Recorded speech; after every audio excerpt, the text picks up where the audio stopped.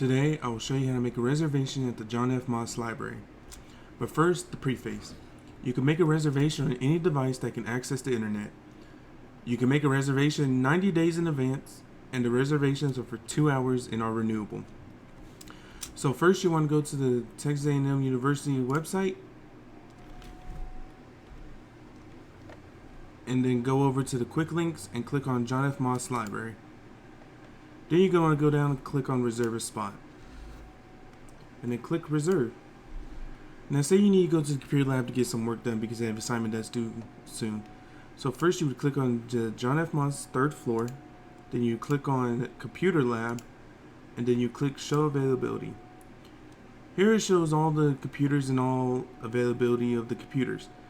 For example, computer number 6, it looks like it's not available until 5:30. But computer number 10 is available all day for the rest of the day. So I'm going to go ahead and click on computer number 10 starting at 4:30. And it automatically fills in the slots.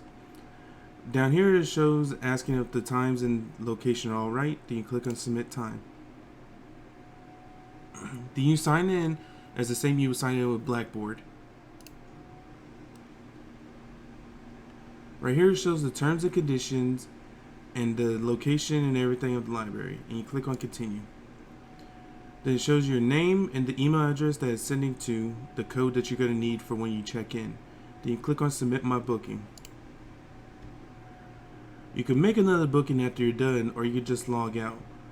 But you should receive an email, and whatever email shows right here with a 3-digit code. So I'm just going to go ahead and log out.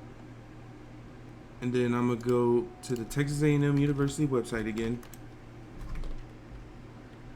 And then I'm going to go back to the John F. Moss Library and click on Reserve a Spot.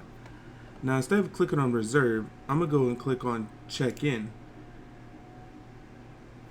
And the code that I got in my email was N9N. And I'm going to click Check In.